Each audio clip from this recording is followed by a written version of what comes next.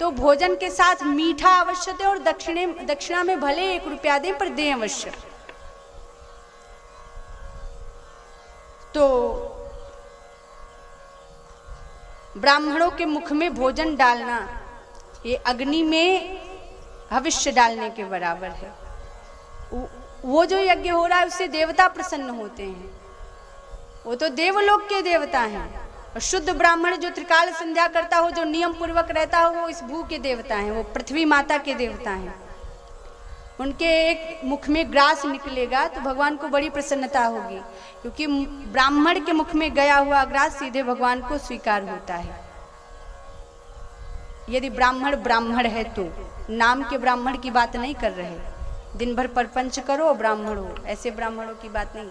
यदि वास्तव में ब्राह्मण है तो कहा दक्ष सब कुछ तो मिल गया, दक्षिणा और दे दो। बोले अच्छा ये कहो हमने आपका ये कमंडल चिमटा, आपका ये जो भी सामान है वो नहीं छीन लिया, हमारी तरफ से यही दक्षिणा समझो महाराज, जैसे तैसे रात काटो और निकलो यहाँ से। अरे ऐसे हमको पैसे रुपए नहीं चाहिए दक्षिणा में। तो बोले कितनी संतान है आपकी? बोले 9 है। बोले इस बार जो संतान हो उसका नाम नारायण रख लेना। अच्छा क्यों नारायण क्यों रखे? हमारा बच्चा होगा हम अपने हिसाब से नाम रखेंगे। संतों ने कहा बस यही निवेदन है। पत्नी ने कहा ठीक है हम नारायण नाम रखेंगे। पत्नी की बात में स्वीकृति दे दी अजामिल ने। संत तो चले गए। अब जब इसका 10वां पुत्र हुआ अजामिल का, तो संतों के कहे अनुसार उसने नारायण नाम रखा। और कहते हैं कि जब दिन भर में अपने छोटे पुत्र को सबसे ज्यादा प्रेम करता था, अपने छोटे पुत्र को बहुत प्रेम करता था, 24 घंटे में कई बार नाम लेता था, नारायण यहाँ आओ, नारायण भोजन करो आके साथ में, नारायण बाहर खेलना बंद करो, रात हो गई है अंदर आ जाओ। एक बात और ध्यान में रखिए, अजामिल महाधूत था, महापापी था, महादुराचारी था, लेकिन ये भी याद रखिए कि वो पहले कैसा था। हमने बताया ना कि बड़ा धर्मवान था, त्रिकाल संध्या करता था, संतों का आदर करता था, बड़े नियम से रहता था।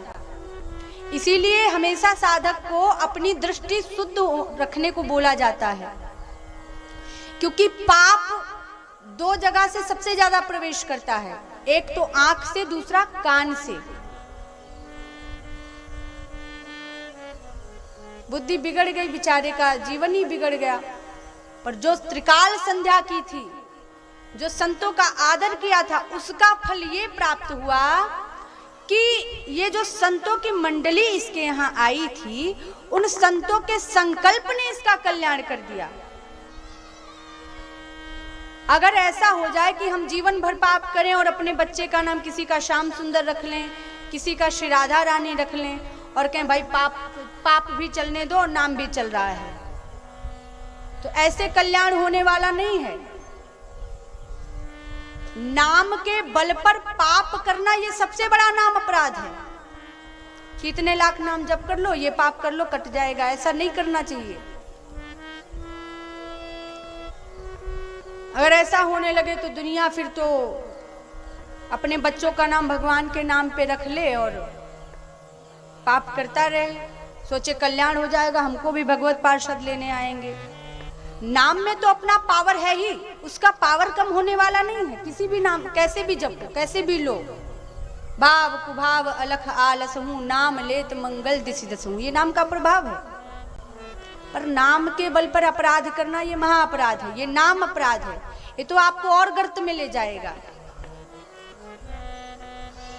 अजामिल का यदि कल्याण हुआ तो वो नाम के बल से तो हुआ ही हुआ, पर सब उसका कल्याण हुआ संतों के संकल्प से। जिन संतों ने उसका अन्न खाया था एक दिन के लिए, उन संतों ने मन में विचार किया कि इस अजामिल के यहाँ हमने अन्न ग्रहण किया है और यदि इसका कल्याण नहीं होता, यदि इसको भगवत प्राप्ति नहीं होती है, तो फिर हमें हमारा अपराध बनेगा। इसलिए अजामिल का कल्याण संतों के संकल्प से हुआ। संतों ने संकल्प करके उससे कहा था कि हमारी दक्षिणा है ये कि तुम अपने बच्चे का नाम नारायण रखो, तो उसका कल्याण संतों के संकल्प से हुआ। कहते हैं भगवत इच्छा से जब उसने एक बार पलंग पर सोया हुआ था, अपने जीवन